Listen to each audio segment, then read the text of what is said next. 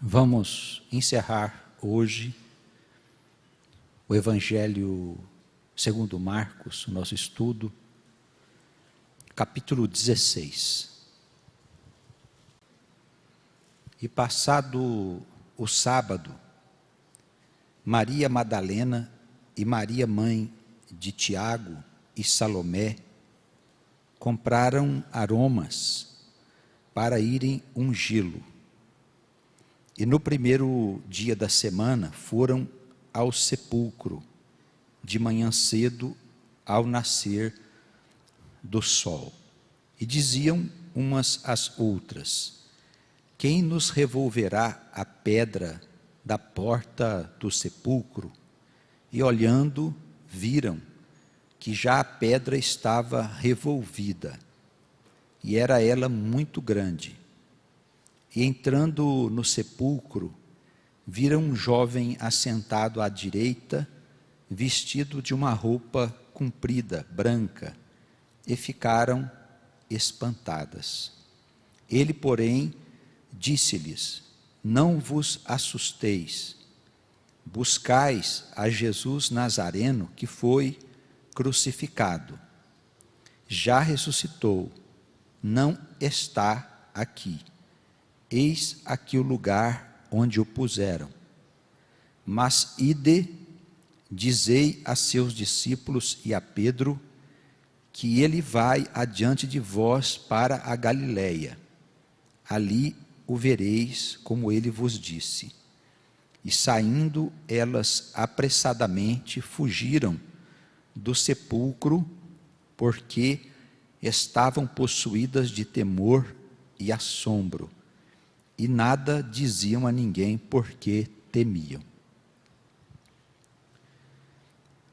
Nessa leitura introdutória aqui do capítulo, irmãos, nós temos a passagem em que a Maria Madalena e a Maria, mãe de Tiago e Salomé, elas compraram uns perfumes para levar até o túmulo onde Jesus estava sepultado. Naquela época era comum se comprar essas especiarias para colocar lá onde estava o corpo do Senhor. Mais ou menos o que nós fazemos hoje quando morre uma pessoa conhecida, a gente envia uma coroa de flores para dizer à família que nós temos aquela pessoa que faleceu em alta estima. E nós então, com as flores, pretendemos honrar aquela pessoa no momento bem delicado do seu falecimento. Então, naquela época não se enviavam flores, mas se compravam perfumes, especiarias que colocavam ao lado do corpo. Outras vezes também derramavam esses perfumes no corpo do defunto. Tá bem? Os irmãos compreenderam? Elas, quando chegaram lá no sepulcro, né?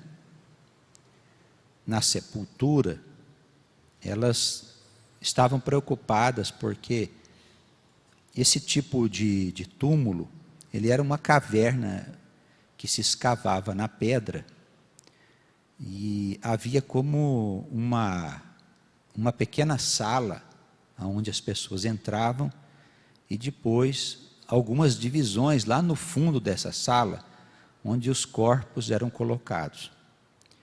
E este túmulo em que Jesus foi sepultado, a gente nota nas leituras evangélicas que ele era de propriedade do José de Arimateia. Era o túmulo da família dele, né? Era um túmulo novo que ele havia adquirido. E o Senhor foi sepultado lá nesse túmulo. E elas chegaram lá, elas viram que aquela pedra que servia de porta, né, de selo para o túmulo, havia já sido removida. Era uma pedra muito grande. Elas entraram então naquela sala que havia ali antes do lugar onde se punha os corpos, e elas depararam com um jovem que estava assentado à direita, vestido de uma roupa comprida, branca, e elas ficaram espantadas. Vale a pena nós lembrarmos que o Evangelho segundo Mateus, no capítulo 28, versículo 2, ele fala que esse rapaz, este jovem que aparece aqui na entrada do túmulo, ele era um anjo celestial. Isso explica o temor que se apoderou daquelas mulheres. As visões celestiais, elas provocam na pessoa que as tem uma alteração de comportamento. Não é que a pessoa fica preocupada se aquele anjo vai fazer algum mal a ela. Não é esse tipo de temor. Mas como a aparição, ela é uma coisa incomum, a pessoa ela fica como que assustada, né? Espantada com aquela visão. Esses anjos, essas figuras que aparecem em várias passagens nas Escrituras, elas trazem consigo um certo esplendor da vida eterna, porque eles são habitantes da vida eterna. E a própria Escritura demonstra, e esse fato aqui é muito importante, que os habitantes da vida eterna podem, em determinadas circunstâncias, aparecer às pessoas que estão do lado de cá, aqueles que vivem na dimensão temporal ou carnal. As igrejas tradicionais, elas evitam de tratar deste assunto, porque a aparição de seres que vivem do outro lado leva a algumas teses ligadas ao gnosticismo, ao conhecimento das coisas ocultas. E as igrejas tradicionais, elas não gostam de fazer referências a isso, porque elas sempre creditaram estas aparições aos demônios e ao diabo.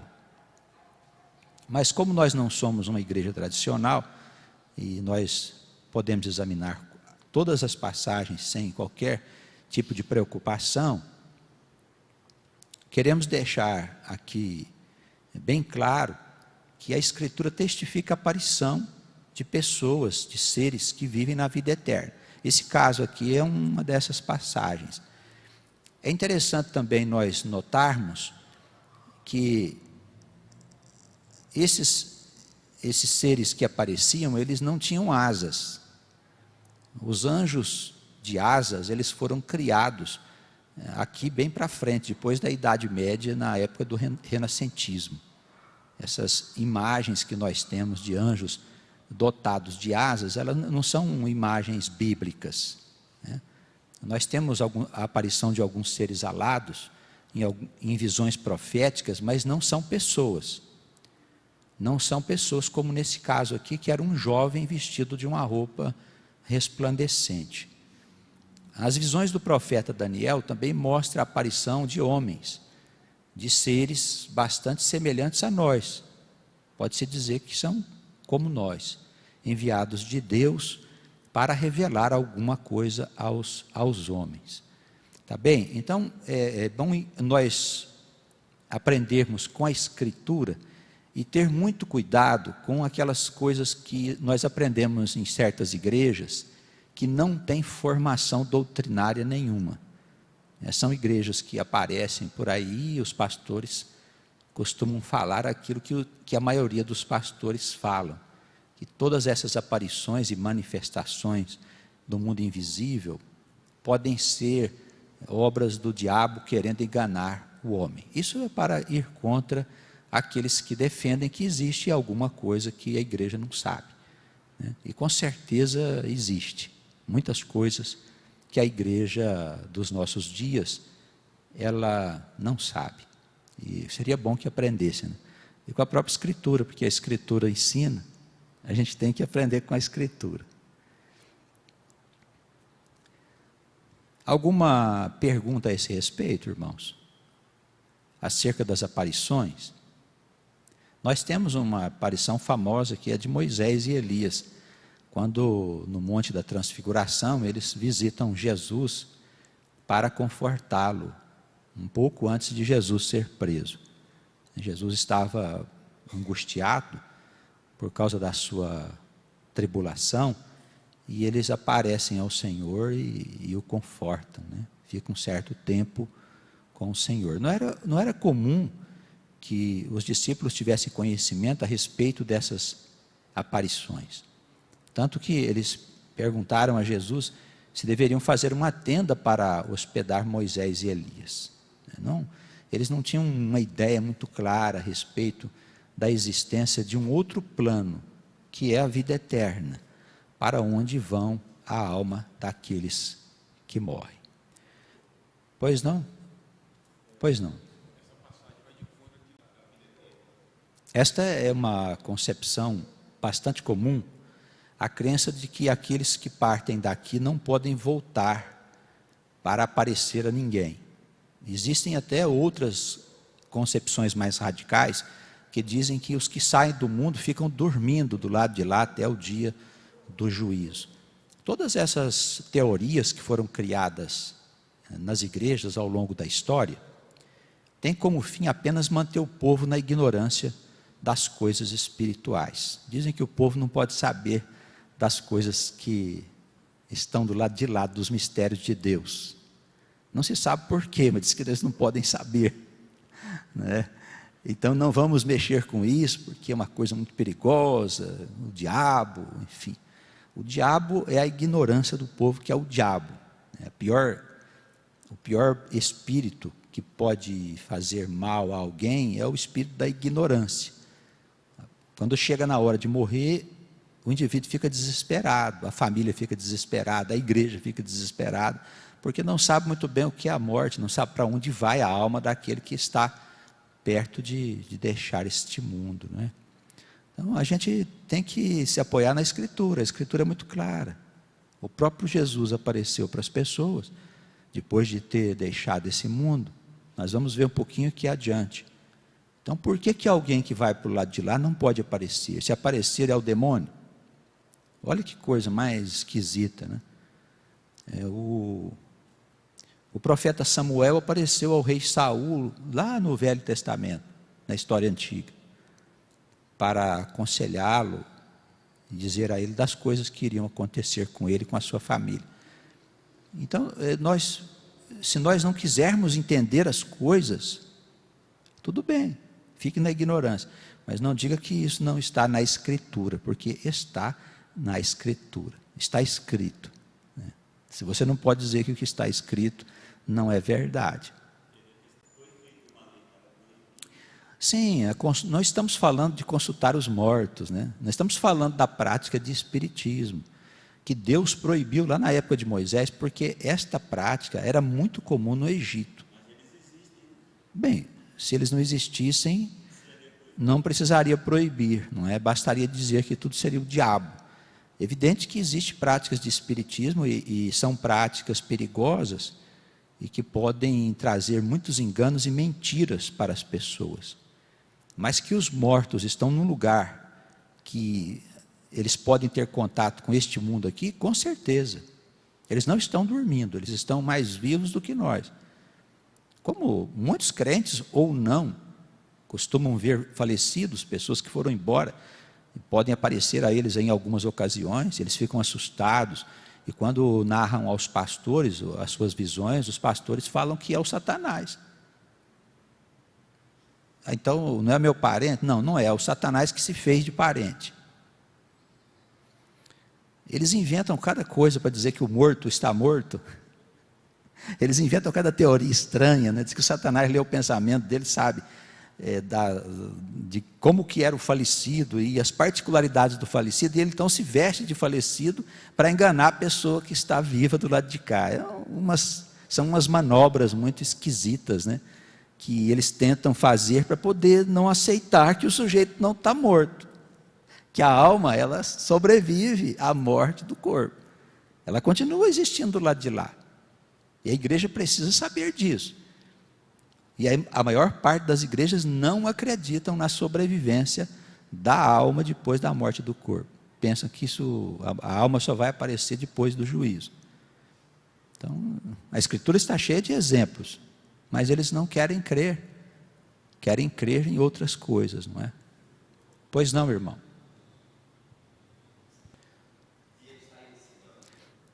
Sabe o que acontece, João? As igrejas, elas, desde o ano 200, 250 da era cristã, as igrejas, elas resolveram caminhar sem o conhecimento das coisas invisíveis.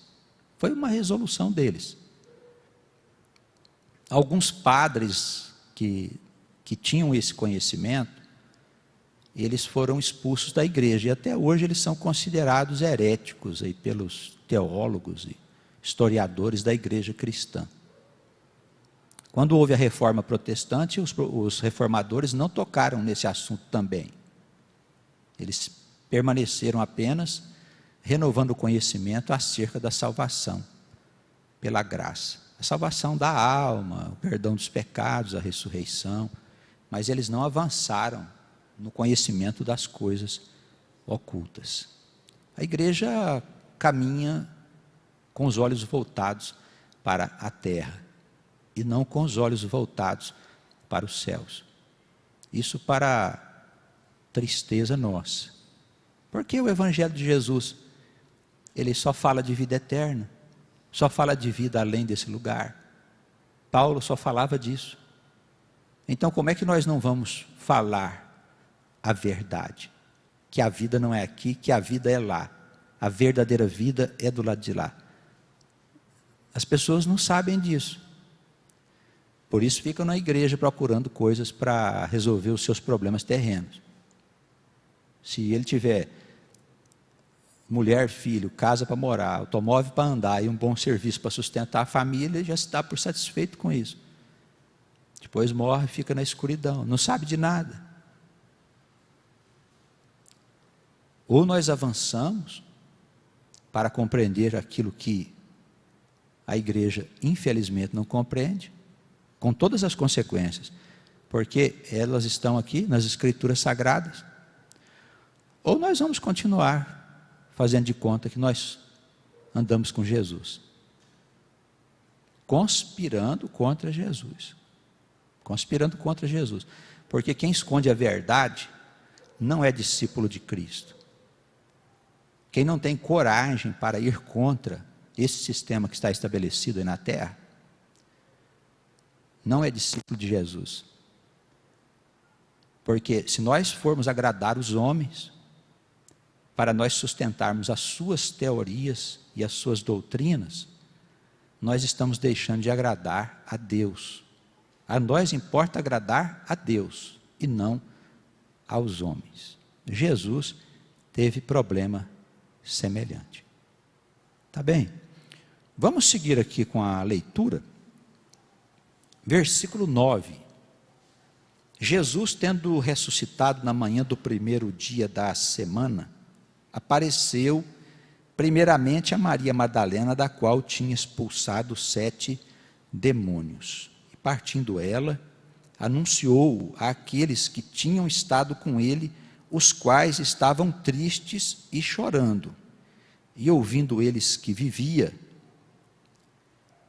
e que tinha sido visto por ela, não o creram. E depois o Senhor manifestou-se de outra forma a 2 deles, que iam de caminho para o campo. E indo estes, anunciaram-no aos outros, mas nem ainda estes creram. Então, nesse trechinho aqui, que está entre os versículos 9 e o versículo 13, eu creio que se destaca 2 ensinamentos aí para a igreja, que nós precisamos observar. Primeiro, uma pessoa pode ter a sua conduta moral influenciada por demônios. Nós vemos que Maria Madalena, ela não era uma mulher que tinha perdido o seu juízo. Maria de Magdala não era uma mulher louca. Ela era uma mulher envolvida com prostituição. Não era uma mulher que tinha o seu juízo fora, do qual o Senhor expulsou os 7 demônios e ela então tomou posse do juízo. Os demônios podem alterar o comportamento das pessoas de diversas maneiras, impondo às pessoas condutas que não estão de acordo com a vontade de Deus. Esta influência pode acontecer de diversas formas e intensidade. Em algumas pessoas, a influência é mais forte e em outras pessoas a influência é mais branda. Mas os demônios, de uma maneira geral, eles podem interferir na conduta das pessoas. Essa mulher, quando ela conheceu o Senhor, ouviu o Senhor falar de salvação, arrependimento e vida eterna, ela desejou ter uma outra vida. E para que isso acontecesse, ela arrependeu da vida que tinha. E o Senhor afastou dela 7 espíritos malignos que a atormentavam. Quer dizer, que impunha a ela um estilo de vida que não tinha a ver com a vida que Deus desejava e deseja que nós tenhamos. Tá bem? É muito importante a gente estar atento a isso, irmãos, porque há muitas condutas nocivas na igreja que são provenientes da ação de demônios. E os pastores, eles precisam estar atentos. Nós não vamos exorcizar demônios, como alguns fazem por aí.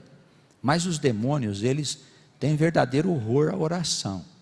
Se alguém tem uma conduta nociva e quer algum tipo de ajuda, nós precisamos orar na igreja por aquela pessoa. Não precisa ser a igreja inteira. Alguns irmãos mais velhos, homens idôneos, de vida cristã comprovada, podem orar por aquela pessoa, pode pôr a mão sobre a cabeça daquela pessoa para que ela receba as orações. Tá bem? A expulsão do demônio não é instantânea, mas aquela influência ela vai cessando com o passar do tempo. E você vai ver que a conduta da pessoa vai mudando, vai sendo modificada. Tá bem? Então, este é um tema também que não é estudado na igreja evangélica, mas a própria Escritura testifica em várias passagens que os demônios podem alterar o comportamento a ponto de levar uma pessoa ao estado de loucura. Tá bem? O que nós temos aí de informação é somente que ali estava uma pessoa que foi tratada como um jovem de roupas brancas resplandecentes. Ele disse que Jesus havia já ressuscitado. Tá bem? Vamos seguindo. Olha, uma outra passagem aqui, talvez até tenha a ver com a passagem que a irmã está fazendo referência de uma outra narrativa evangélica. Diz que o Senhor se manifestou de outra forma a 2 deles. Nós sabemos que o Senhor apareceu a 2 homens que estavam a caminho, do trabalho, ou em viagem, no caminho de Emaús. E havia uma coisa estranha nas aparições de Jesus, que as pessoas não identificavam o Senhor. Ele aparecia em uma outra forma espiritual. Depois de um certo tempo, é que eles percebiam que se tratava do Senhor. Então, a essa possibilidade, a Escritura, ela fala em diversas passagens que os discípulos, aqueles que conviveram com Jesus, eles não o reconheciam de pronto. Demoravam um certo tempo para perceber que se tratava do Senhor. Tá bem? Por isso que fala que ele apareceu de outra forma a 2 que estavam no caminho. Bem, isso é um fato interessante também a observar. Está aí na Escritura.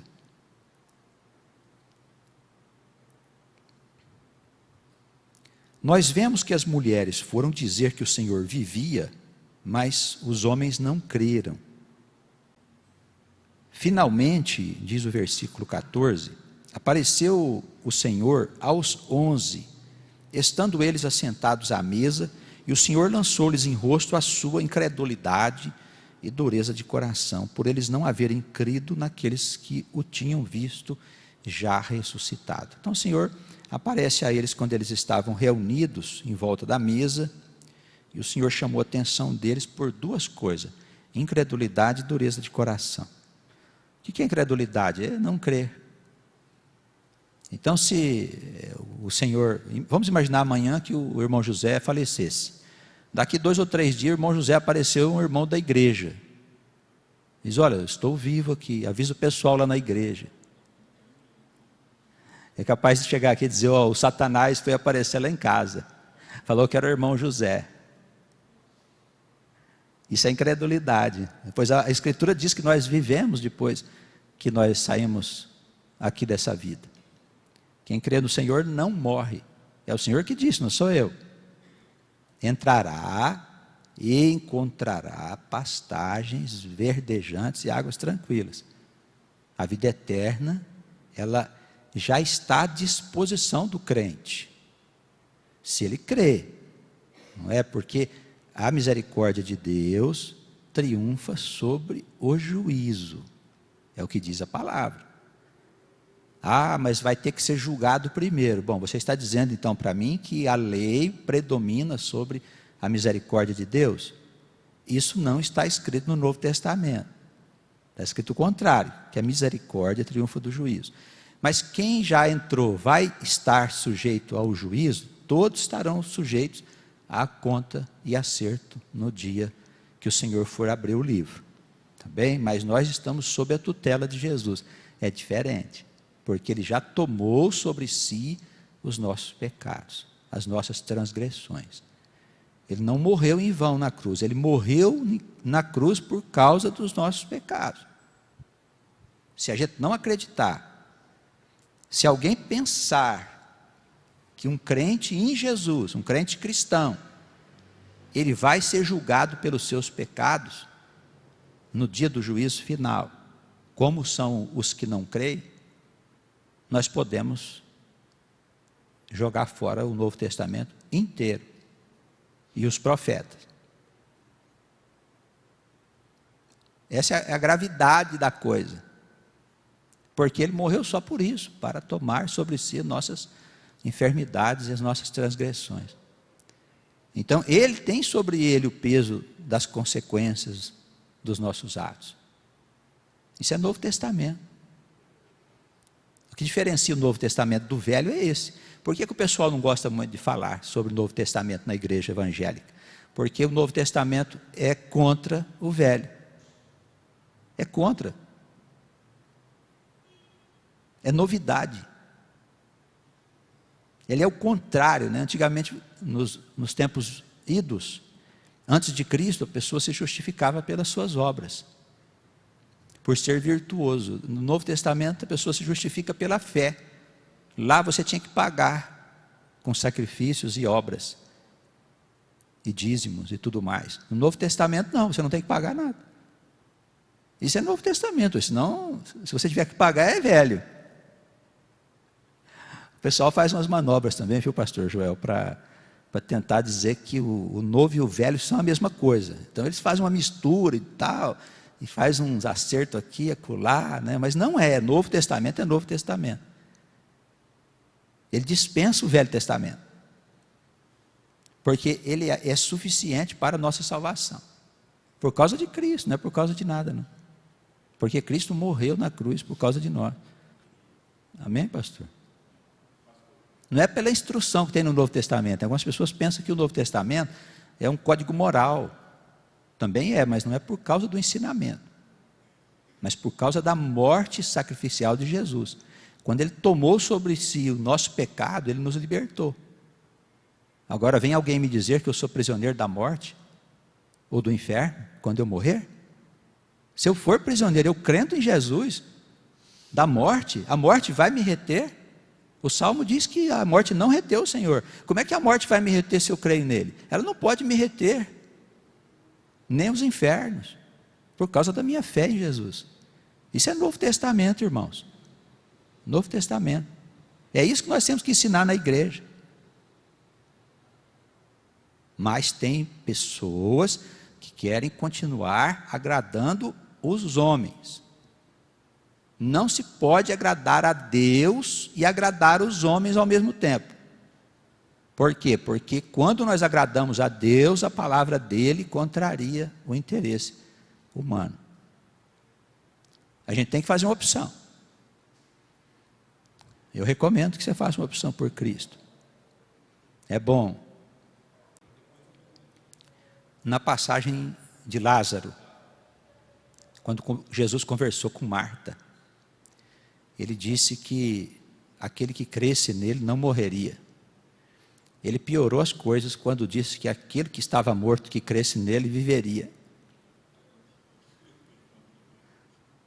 Vamos imaginar que eu morro em pecado, e que eu vá para o inferno, que eu vá para a morte, para o purgatório, para qualquer lugar, e que eu ficasse por lá sofrendo. Aparece um anjo para mim e me fala de Jesus. Vamos imaginar que eu creio nele. Eu quero saber se eu vou sair de lá porque eu crio no Senhor, ou se eu vou permanecer na morte. Percebe a gravidade disso, do ensinamento dele? Que eu estava morto. Ele disse: ainda que esteja morto, aquele que crê em mim, ele viverá. Então, como é isso? Porque ele se referiu aos vivos. Você poderia dizer assim: não, pastor, ele está se referindo à morte espiritual. Mas ele disse sobre os vivos: aquele que está vivo e crê em mim não morrerá. Então a parte dos vivos já está acertada. Agora vamos à parte dos mortos. E aquele que está morto, se crê em mim, viverá. Percebe a profundidade do ensinamento?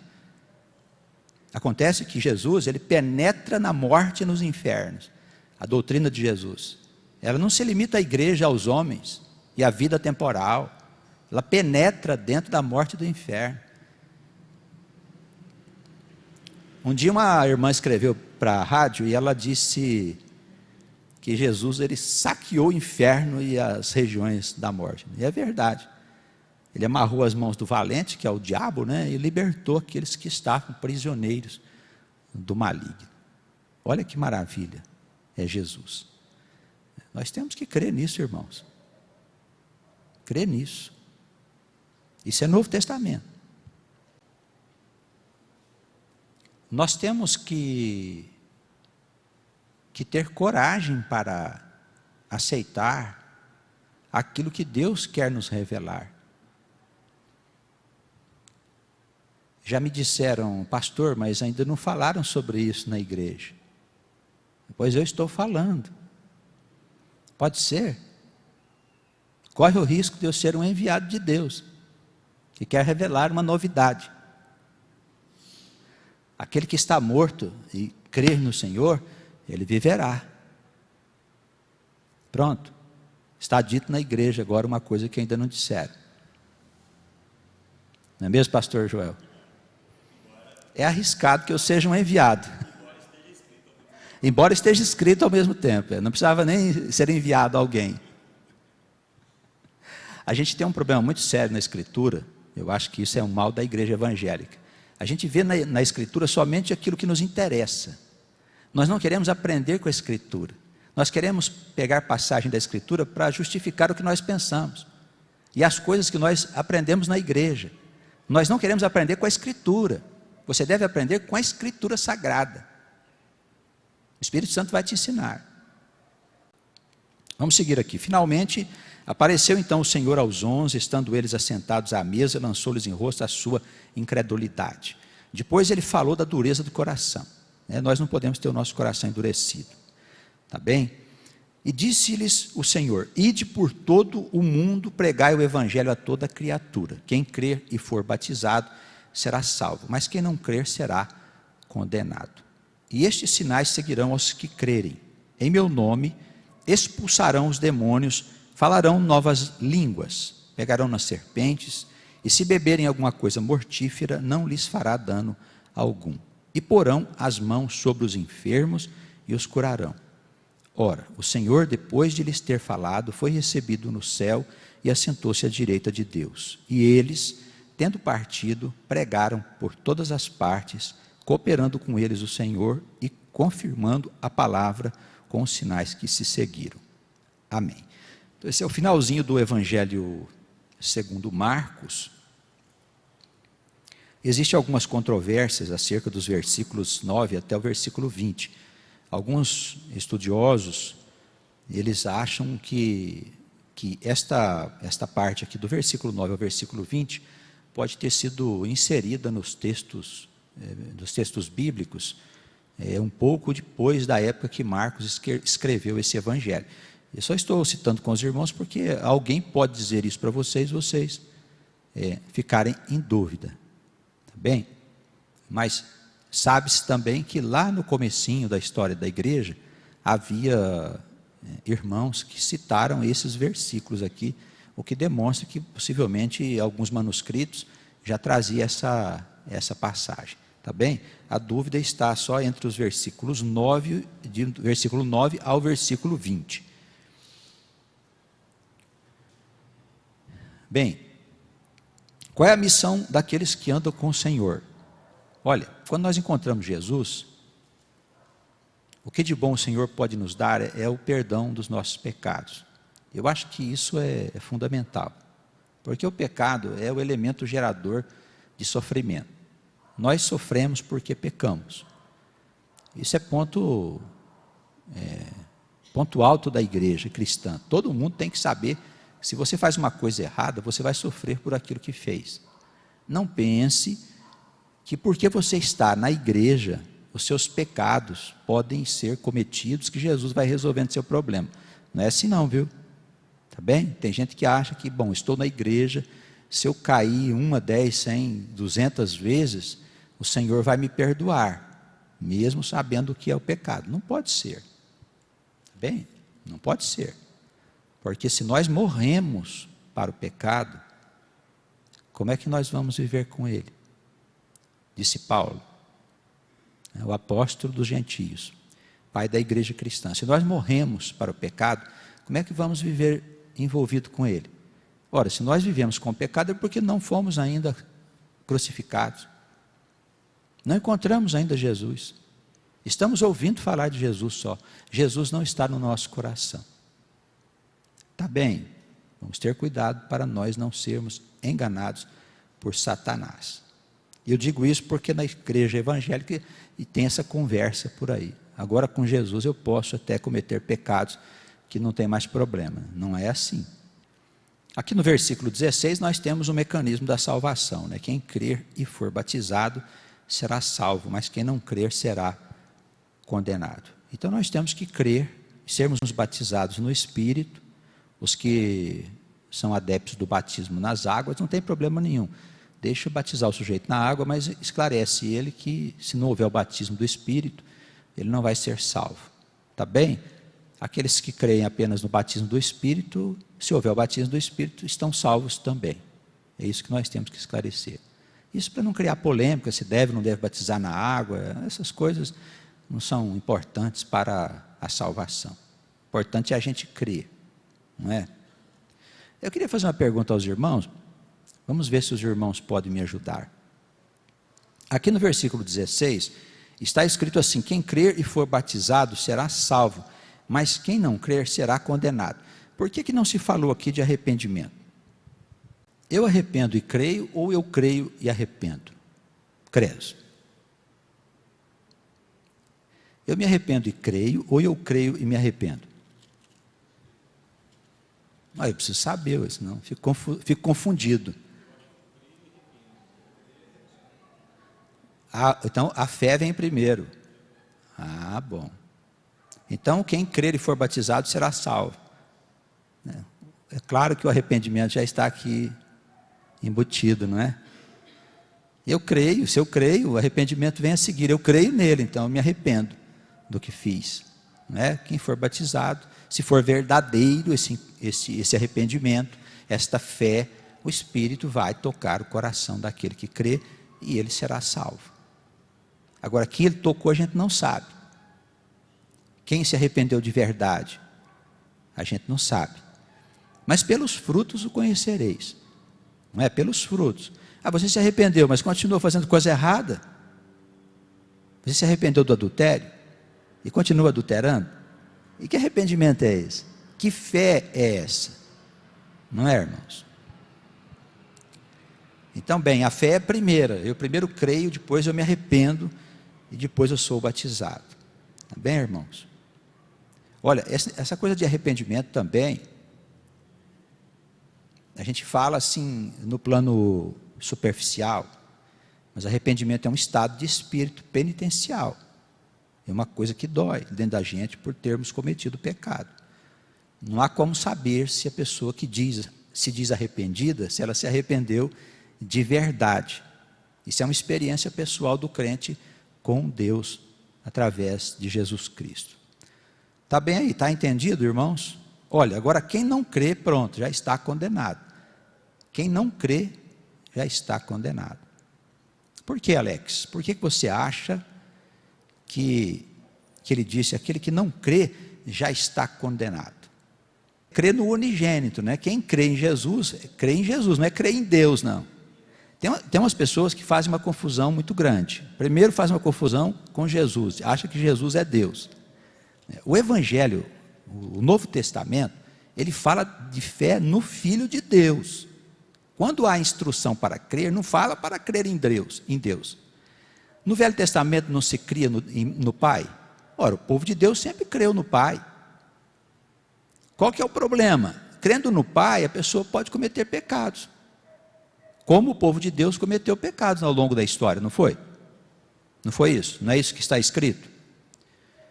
Qual é a diferença? Acontece que Jesus, ele venceu o gerador de pecados, que é o diabo.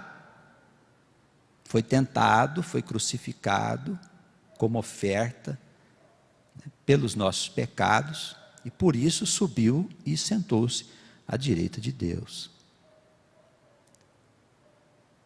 É por crer nele que nós conseguimos vencer as nossas tentações, por meio dessa fé no Filho de Deus. Então, crer em Deus e crer em Jesus Cristo é diferente no tocante à nossa salvação.